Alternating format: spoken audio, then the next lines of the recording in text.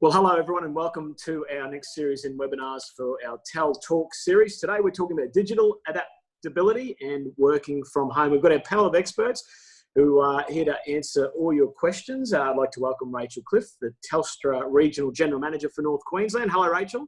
G'day, Wade. Thanks for having me on. Great to have you. And also Daniel Pritchard, the Manager of Delta Office Equipment and also a Townsville Enterprise Emerging Leader. Hello, Dan.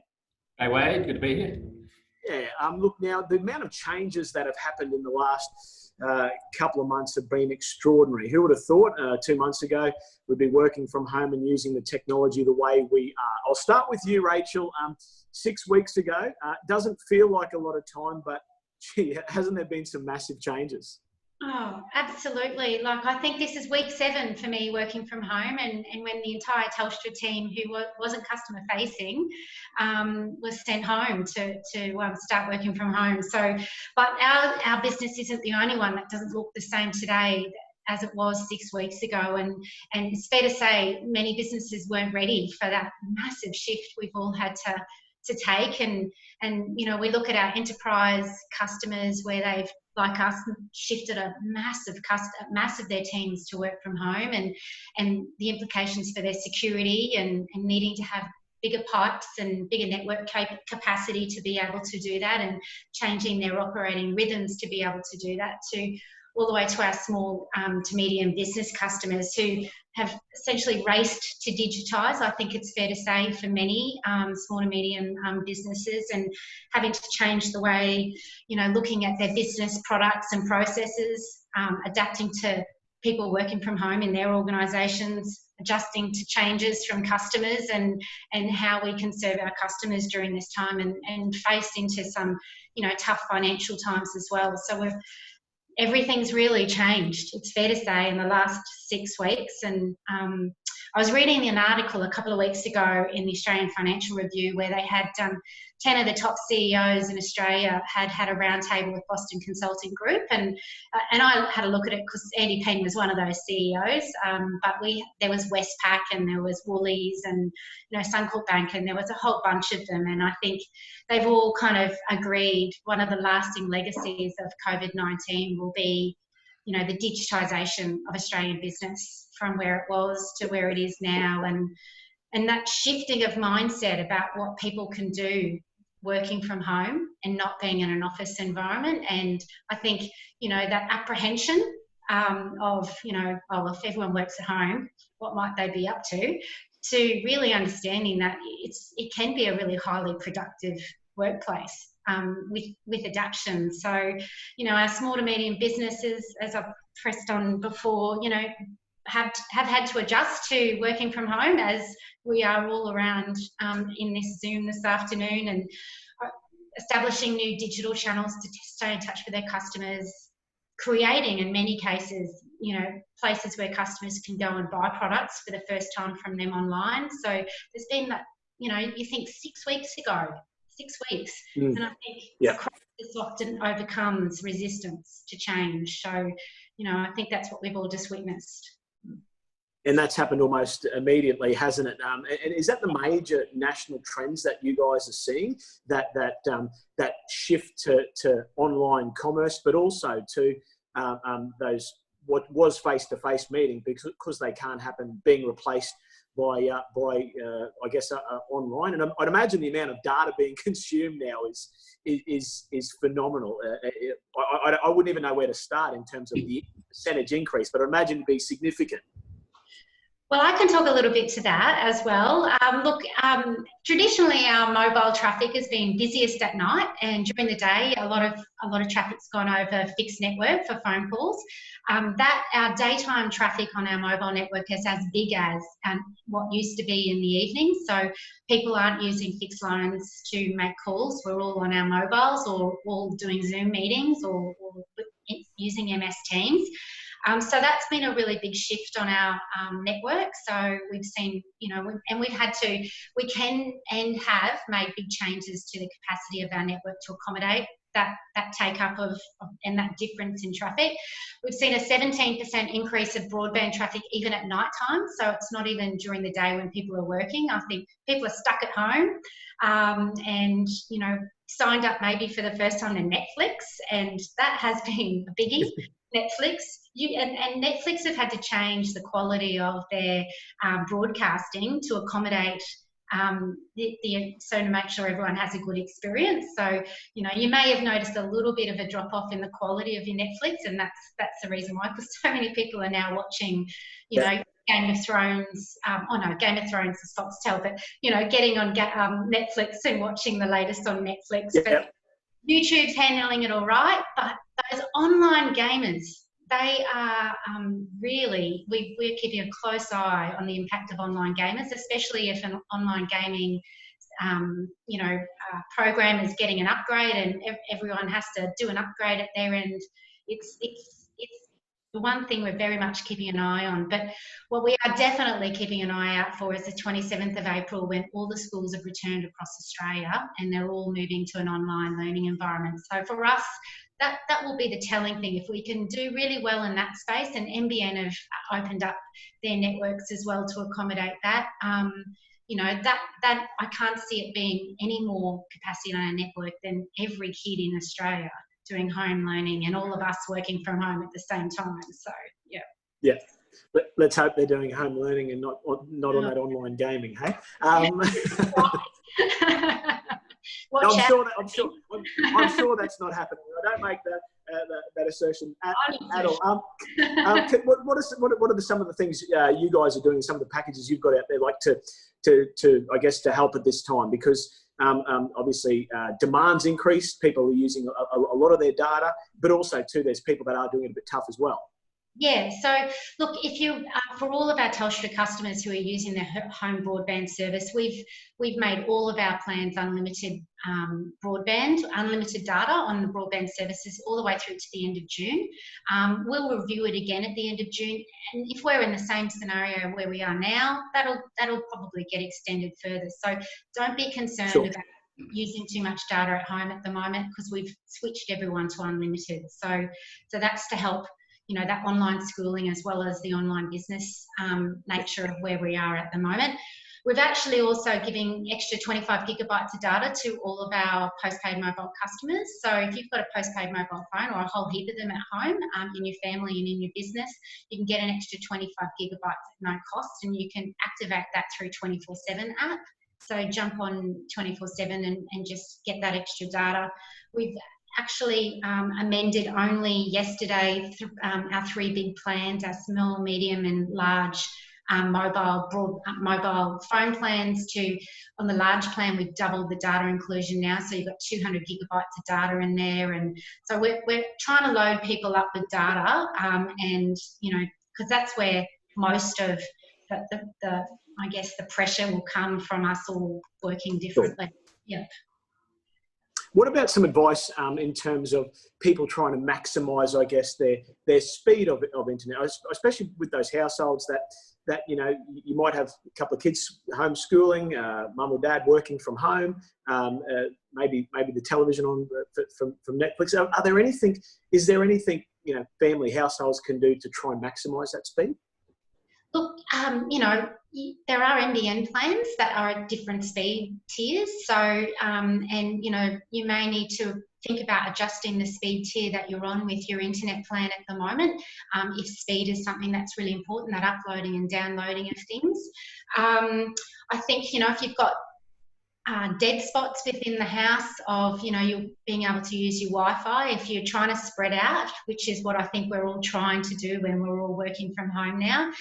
There are Wi-Fi extenders that, you know, like Netgear stuff that can help boost a Wi-Fi signal on the other side of the house. So that can be helpful as well.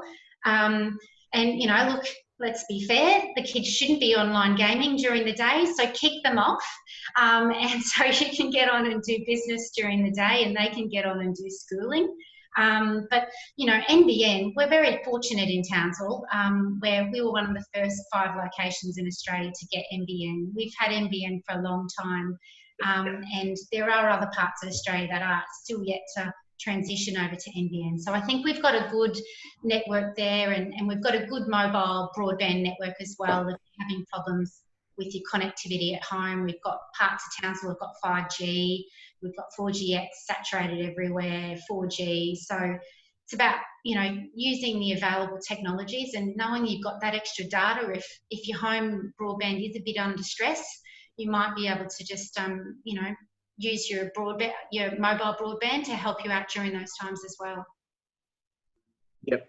And of course, in your opinion, have we definitely moved, like, will we see this continue post-COVID? Do you think there'll be a shift of more people working from home, or what do you think will be, I know you touched on that this will be the biggest almost disruptor of this, but what do you sense post all of this? I guess the office will always have a place, without a doubt, but do you think you'll start to see a few more people working from home? Or I guess more efficiently working from home?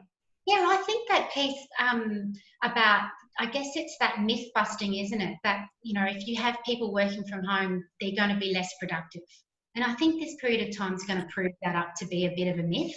And especially, you know, that some of the collaboration tools that are available to help you keep connected and do business productively, having a remote workforce to help you support during those times. I don't think we'll go back to where, you know, everyone turned up every single day of the week in the office necessarily. And, you know, I know Telstra, we've had all roles flex now for a number of years, and you know, because we've proven that to ourselves that people are as productive at home as they are at work. We even have call centre team members working from home, answering customer calls now, and with their dogs and barking in the background and things like that. I think we've proven that this will prove out some of that for people, and especially if you've got the right tools and the right connectivity. Yep. So, and you know, connectivity at home is one of those things, the physical connectivity and having the right collaboration tools. And I know we introduced MS Teams to our Telstra workforce last year, and I definitely didn't appreciate how good that tool was myself until because I just used it for online chatting, you know, getting those quick messages to people and getting answers really quickly, and not having to send emails and not having to wait for phone calls to come back.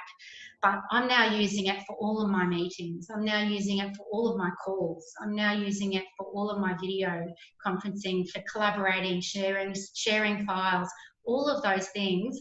I'm a super fan. So, and you know, it is if you have the right tools and right connectivity at home, and you're leading your teams, and it does shift the way you need to lead your teams as well.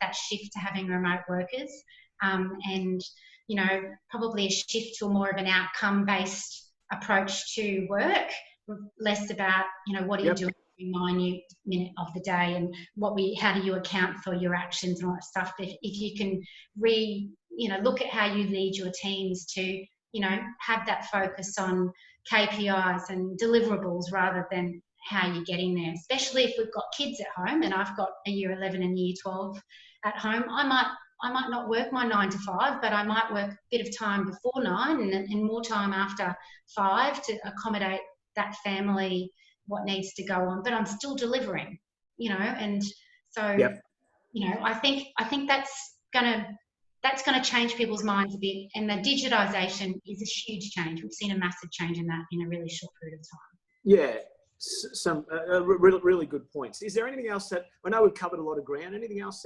that I've missed? We will open it up to questions, and there will be another opportunity. Yeah. Look, I will say about leading people and leading teams from home, and we've got a fair bit of experience with Telstra, but if you're brand new to it, and I kind of touched on it then, we have got some on our Telstra Exchange. So we've got a few tips and tricks about managing and leading remote teams, which you might want to go and have a look at. But the workplace is not just about work. We all know that, and I think some of us are missing that social side to going to work, the water cooler chats, what did you watch on TV last night? What happened on My Kitchen Rules or Married at First Sight? Those kind of things. Work is also a social kind of place. So I think we need to make sure that we keep that connectivity up within our teams, and nothing beats it better than video for me. I'm loving video. I'm hardly making a phone call without a video component to it. You need to keep connections with people, especially when we're all isolated at home. The only connection we have potentially is with our family, and we've known them forever, and you can only talk about certain things for so long. No, all jokes aside, but making sure that you keep that connectivity up in your team. It's as important to have connectivity and social connections using tools today at home as it is to have connectivity and using tools for business. Yeah. So. Rachel, we really appreciated your insight so far. So thank you. We'll come back to you very, very shortly. I'll go now to Daniel Pritchard, the manager of Delta Office Solutions. Hello, Dan. Hey, mate. How's it going? Very well. The home office, I guess. What's most important about setting up the home office? Because I must admit, when I started 6 weeks ago, it was on the kitchen table. So. Yeah. So the kitchen table's commonly where people start, and I think a lot of people don't really consider their home environment properly when they decide to work from home, or if their employers are sending them home, maybe the employer hasn't considered that. It's important to have a separation from your home and your workplace, and a designated workplace will mean you'll be more productive as well. So if you have access to a room that you can convert into an office, or if you have a study, it's a good idea to make that work appropriate. So that would mean clearing off all the personal stuff if you need to, or separating that aside, making sure you've got an environment that's clean so you can be productive. But also, let's not forget, as Rachel has touched on too, like what is in your home environment? Who is at home? Are your kids at home? Are they going to be running around in the background? Will your dogs be barking in the background? That sort of thing as well. So, some of that will be dependent on the role that you have in the business. Maybe that's not a problem. But I'm sure we've all seen plenty of the bloopers going around at the moment of people in the video conferences and chats, and the family members wandered past in the background without pants on, and nobody really wants to have that on their resume, I don't think. So it's pretty important to consider, what is your home environment, and is it suitable? And it could be, you can go a bit further as well, not only what's in the background, but what's your audio like, and possibly hear it now from my microphone. I'm talking to a microphone that's built into a all-in-one PC. It's probably a little bit tinny. It's not really clear and concise, and that's a factor. Is that going to impact your business? Probably not for most people, but potentially for a call center environment where people are working from home, as Rachel was describing, a headset would probably be better with a dedicated microphone, which Rachel's got right there. And what's your audio like? Can you hear clear as well? So yeah, there are a lot of things to consider, and that's just the home environment. You've also got to consider factors like, is your hardware appropriate?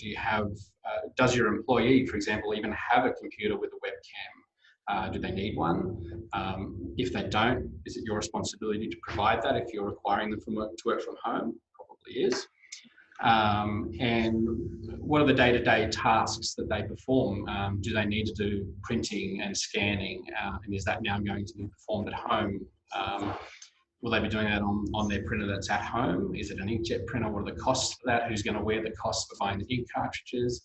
Or perhaps more importantly, can those tasks be converted to digital? Do you need to print them? Can you have them open on the screen and annotate on them with the appropriate technology?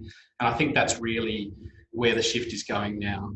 And the trend has been for a long time now for new business to start up with cloud access and digital environments. And there's been a lot of established business that has gradually been moving that way.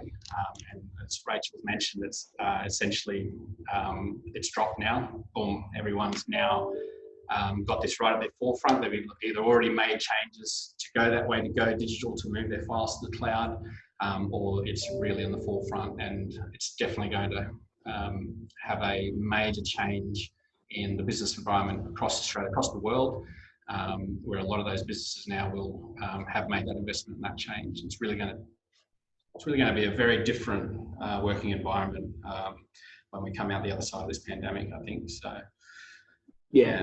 Absolutely. And what are you seeing amongst your clients? You know, is that demand for that specific office equipment? And I guess further to that is there's some responsibilities, I guess, with, you know, even though the employee is working from home, the employer probably still needs to ensure that that they have their responsibilities as well.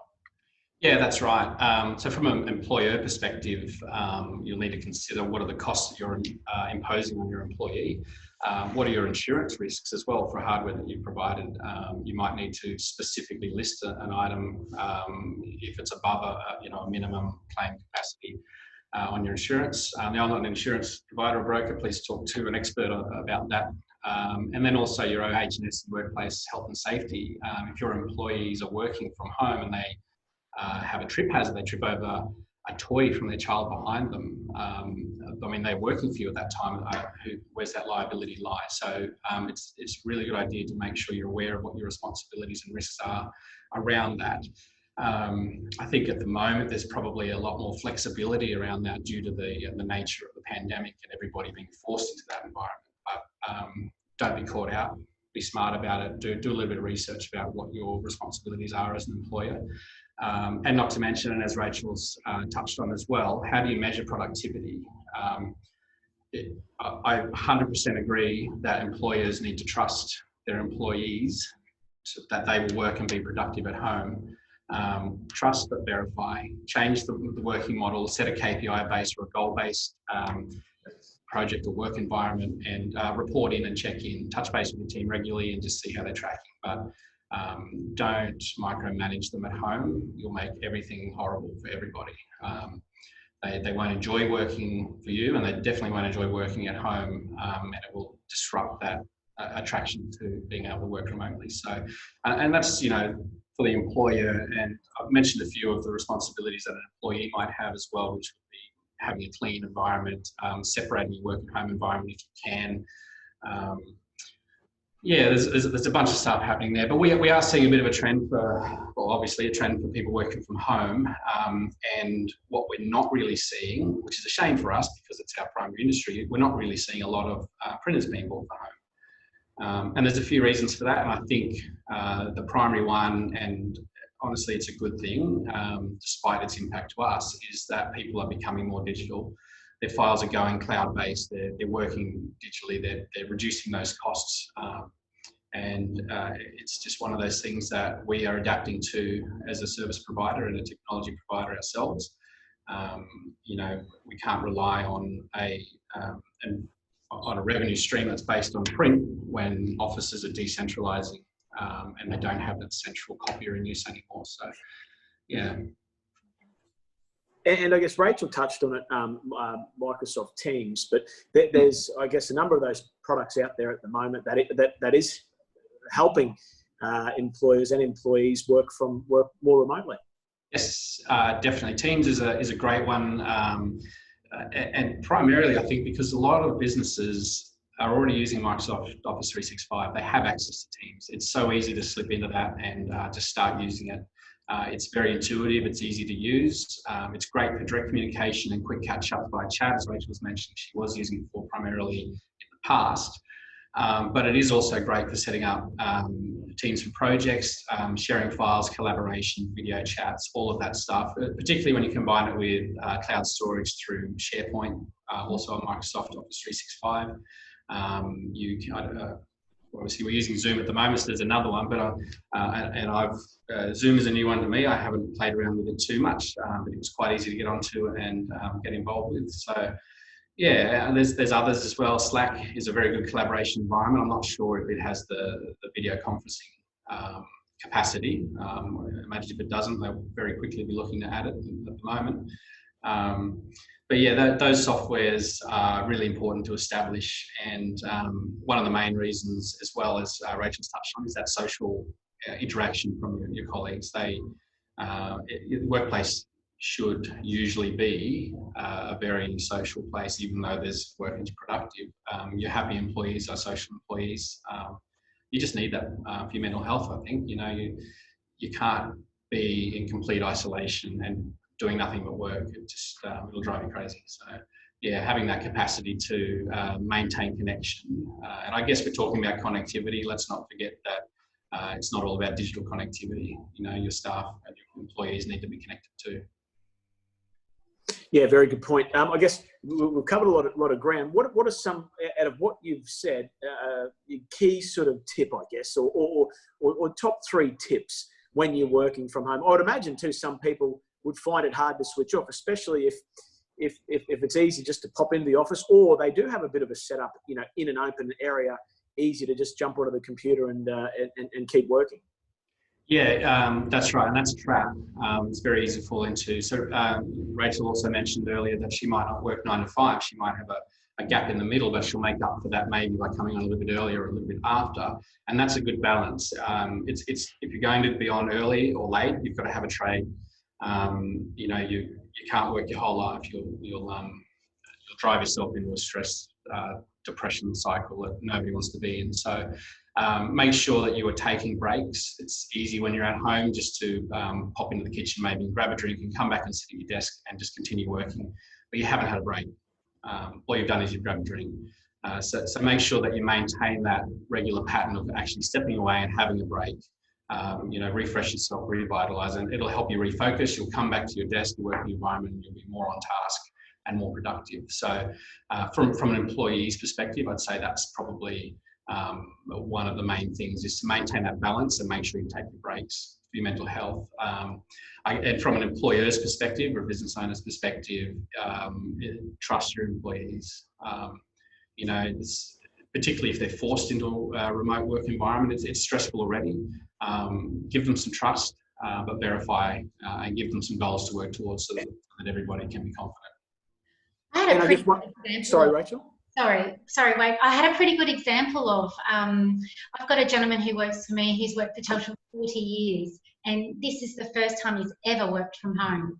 And so he mentioned to me one day, oh, I worked 16 hours yesterday. And I said, Roger, what the hell are you doing working 16 hours? And he goes, oh, you know, I just wanted to get ahead for the next day and I could see more emails coming in. And you know, it is about, as Daniel said, like there are some people who will not be able to switch off, and I ended up like having to counsel him and say, you know, Roger, before Hazel wants to kill me because she no longer has a husband who's active in the household, you really need to just turn that computer off. Like, no one's got an expectation that you're available all day, every day, now that you're working from home, and that's not the case. So it's a really good point that Daniel brings up, that, you know, not being able to, you really need to look out for people that they don't burn themselves out.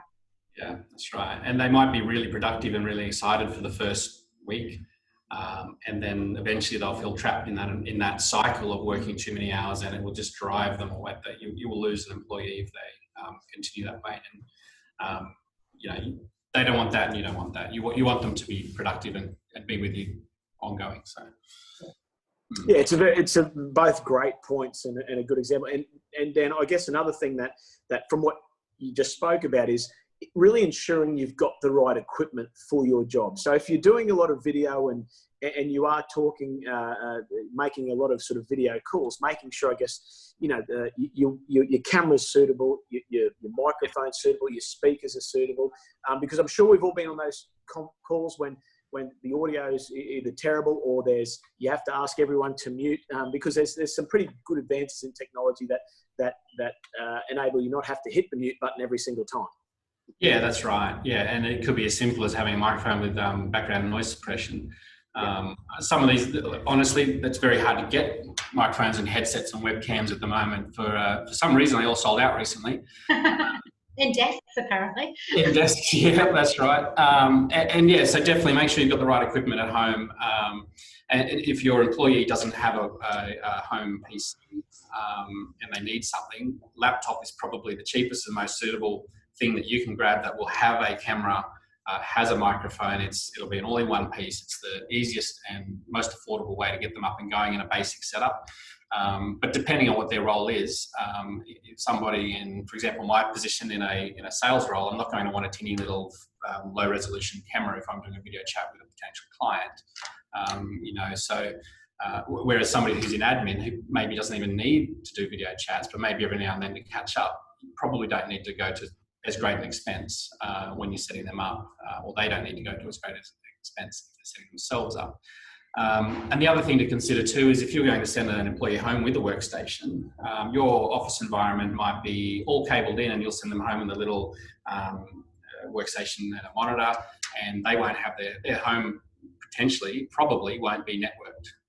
They'll have Wi-Fi, and if the workstation you've sent home with them doesn't have the capacity to join a Wi-Fi network, then it's not going to be suitable. So have to consider that as well. And Rachel touched on the Wi-Fi extenders, etc. There are lots of great options out there. Depending on the size of the household, you can pick up a mesh system, which basically gives a seamless Wi-Fi from multiple Wi-Fi access points. So you can walk from one end of the house to the other without having to exit rejoin networks. And it's essentially it's an extender system, but it's a little bit more seamless, I guess. And they're quite affordable these days as well. So they're definitely all things you can look at grabbing, and any technology provider should be able to give advice on that, including Delta. So feel free to hit us up, everybody in the attendees list. Terrific, mate. Thank you very much. I guess final thoughts, Dan. I'll start with you, and then come to you, Rachel. I know you've got Dan some tips that will be on our website for working from home. But your final thoughts, Dan, on this?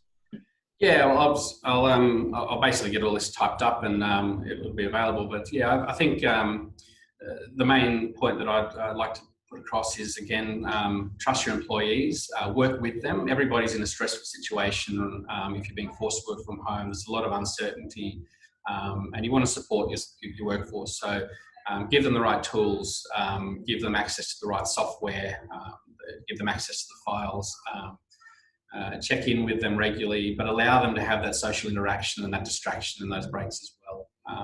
And if you're the employee from home, make sure that you take advantage of that and take your breaks. Don't overwork yourself. Yeah, good advice, mate. And Rachel, over to you, your final thoughts. A couple of little product pitches, and I'm really sorry, but these are to help people, obviously. The MS Teams, Daniel and I both spooked MS Teams. There is a 6-month free trial for MS Teams. So if you've never used it before, if you jump on Telstra.com and our digital app marketplace, which has got a whole heap of apps, means the free trial, it's a click and you're away. So that's available for the next 6 months, which is great, up to 3,000 users per trial. So, it can be really ramped up and ramped down. And we know 40% of small businesses before COVID-19 never had a digital presence. We know that for sure. So, if you are for the first time, and trying to tackle this world of digitising and getting online, there is a 50% discount on Telstra's digital marketing tool as well to help you set that up. So that's also on Telstra.com, and that's to help people during this time. But I will just finish, Wayde, if you don't mind, just on, there are people obviously doing it really difficult at the moment, and the word hibernation's been used a little bit. And we've just released this week, we're helping customers hibernate their services for up to 6 months. So you can essentially put, all your services in a hold pattern, but we'll actually divert your main number, for example, or other numbers, fixed numbers in that business to other numbers like mobile numbers and stuff like that for free. So you can hibernate your service, not get any bills for up to 6 months, but still get those calls if customers call you on those fixed numbers to another number. So we've just released that this week, and that's really to help out people who are doing it really tough at the moment, so we can help them get through and then start recovering on the other side. Great. Terrific. Thank you very much, Rachel. Well, that does wrap us up. Rachel Cliffe, the Telstra Regional General Manager for North Queensland, thank you very much for joining us. Thank you. And Daniel Pritchard, the Manager from Delta Office Solutions. Dan, thanks for your insight and tips as well. You're welcome. Of course, if you have any questions, please send them into tel@tel.com. and we will get them answered and posted on our website along where this webinar will reside. Thanks for joining us for your time. Thank you for your time, and join us again next week for our next webinar on Tel Talks. Thanks and good afternoon. See you. Bye.